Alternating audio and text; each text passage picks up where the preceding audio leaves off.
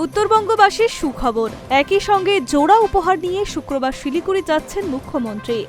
একদিকে যেমন তিনি মহাকাল মন্দিরের শিলান্যাস করবেন, অন্যদিকে তেমনই মিটতে চলেছে উত্তরবঙ্গবাসীর দীর্ঘদিনের দাবি। উদ্বোধন হতে চলেছে কলকাতা হাইকোর্টের সার্কিট বেঞ্চের স্থায়ী ভবন। সেই উদ্বোধনী অনুষ্ঠানে আবারও উপস্থিত থাকবেন দেশের প্রধান বিচারপতি সূর্যকান্ত। গত অক্টোবরে প্রাকৃতিক দুর্যোগে বিপর্যস্ত হয়ে পড়েছিল উত্তরবঙ্গ। একাধিকবার ক্ষতিগ্রস্তদের পাশে দাঁড়াতে উত্তরবঙ্গ ছুটে গিয়েছিলেন মুখ্যমন্ত্রী মমতা বন্দ্যোপাধ্যায়।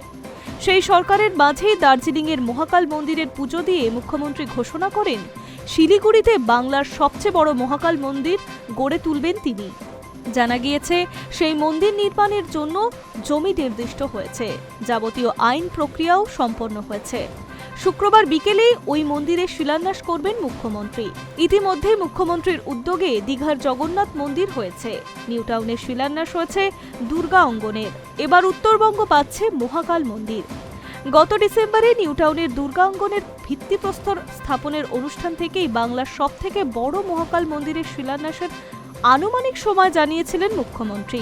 বলেছিলেন, জমি আমি দেখে নিয়েছি, রেডি করেও দিয়েছি।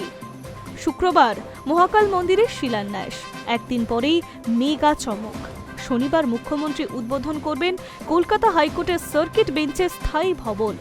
উত্তরবঙ্গবাসীর দীর্ঘদিনের দাবি, রাজ্য সরকারের একান্ত সহযোগিতায় জলপাইগুড়িতে ওই সার্কিট বেঞ্চের স্থায়ী ভবন তৈরি হয়েছে। শনিবার উদ্বোধন অনুষ্ঠানে উপস্থিত থাকবেন সুপ্রিম কোর্টের প্রধান বিচারপতি সূর্যকান্ত সহ দেশের অন্তত 6টি হাইকোর্টের প্রধান বিচারপতিরা। শুধু তাই নয়, উদ্বোধন অনুষ্ঠানে উপস্থিত থাকবেন রাজ্য এবং দেশের একাধিক অতিথিরা। প্রসঙ্গত 2019 সালে জলপাইগুড়ি থেকে কলকাতা হাইকোর্টের সার্কিট বেঞ্চ চালু হয়। দীর্ঘদিন স্টেশন রোডে অস্থায়ী ভবনে বিচার প্রক্রিয়া চলছিল। স্থায়ী ভবনের কাজ শুরু হয় জলপাইগুড়ি শহর সংলগ্ন পাহাড় জুড়ে। প্রায় 40 একর জমির উপর তৈরি হয় একটি স্থায়ী ভবন। এবার সেটাই উদ্বোধন করবেন মুখ্যমন্ত্রী।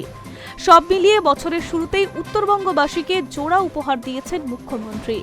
দীর্ঘদিন ধরে বিজেপি যে উত্তরবঙ্গকে বঞ্চনার অভিযোগ তুলে আসছে, মুখ্যমন্ত্রীর এই পদক্ষেপে সেই অভিযোগ কিছুটা হলেও ভোতা হবে বলে মনে করছে বিশেষজ্ঞ মহল। Hi News network.